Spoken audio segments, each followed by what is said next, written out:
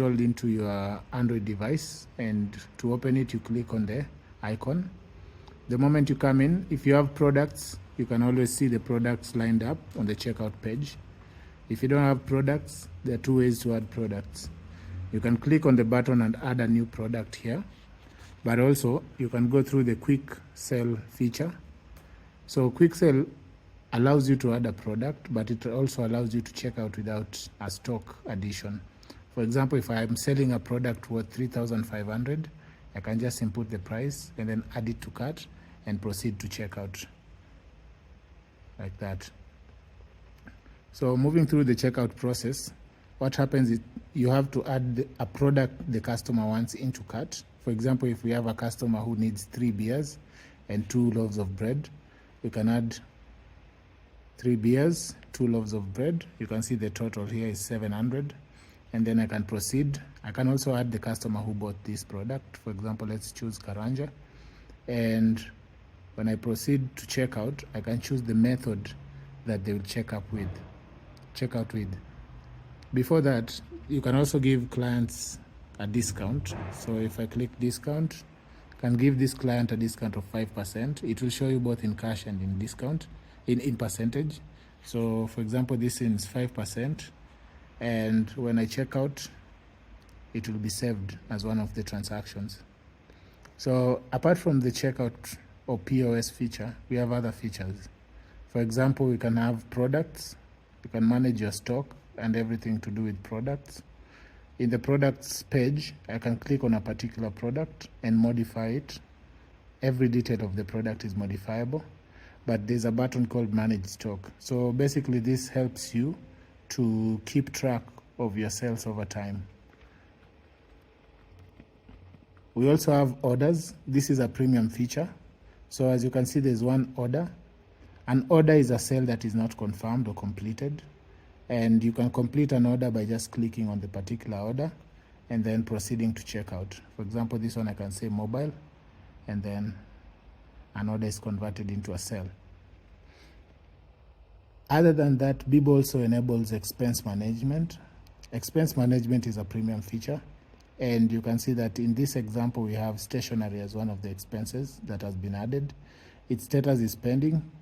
When you click on it, you can view more about it. For example, this was paid in cash, but the status is pending. I can change the status to paid, and it will be recorded.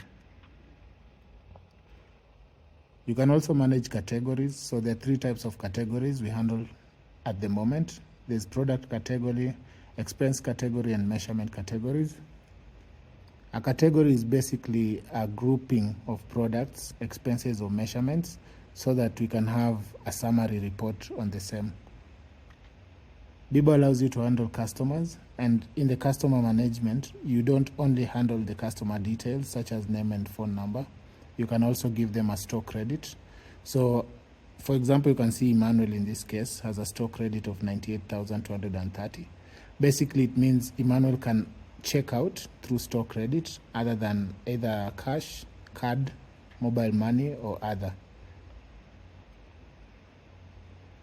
We have sales. So sales are confirmed, and this screen helps you to view past sales, and it can also help you open up a receipt for a particular sale and share it with the customer so that they can see their transaction.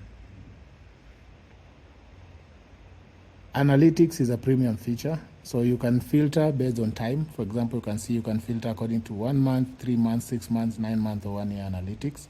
And we have 4 analytics at the moment. We have revenue, payment methods, average ticket size, and the customer analytics. So for revenue, it's just basically the income that you're receiving. You can see this is filtered by the month. I can also filter it by the week. So I can see weekly revenue, and you can see Sunday is the best day to operate in this case because it has the highest revenues. Payment method records the type of payment methods used. You can see most of our customers prefer mobile payments, but cash and card are also preferred methods. The least used method is other. This is other methods that are not yet tracked within the app. Average ticket size means a ticket, like how much a customer spends per sale. when a customer visits your store. So you can see that on Sundays, they spend the most and the average ticket size is also the biggest. So it's good to be open on Sundays. I can also filter this into months. You can see it's only April that we have recorded so far. So the best month is April, but this chart changes over time as you keep more records. Bibo also allows you to rank your customers. For now, the best customers are unknown, so it means we've not been tracking the customers. But if I open it, you can see other customers that have been also transacting in the same app. So those are the transactional features that we have. But on top of that, we have also management features. Some management features is team management. So this is a premium feature, and it basically allows you to add a team member and give them a role. So you can input their details, you can confirm the user details, and you can add a role to them. You can manage your profile. You can view accounts. And in the account section, I can explain that with Bibo, you can add up to 10 accounts. So each account can have different statistics, including different customers, different teams. So this is to cover businesses or entrepreneurs that have more than one business and they want to manage all these businesses in one platform. It prevents creation of silos within businesses, and it helps the entrepreneur have a complete view of all the businesses they own. Bibo is a premium service offered as software as a service. So we have packages. You can see there are 3 packages. We have a monthly package, a semi-annual, and an annual package. The current user is subscribed to the monthly package, and that's how he can access most of these features. As mentioned before, we have multiple account creations. So if you click on this drop down, you can see that this particular user has 2 accounts, Star Apartments and Tattoo. The user, because he's in a pro version, can add up to 10. Non-pro version users can add up to 2. So to add an account, you just click create account, you add the name, the currency it will be operating on, and the currency decimals. Then the other details are optional.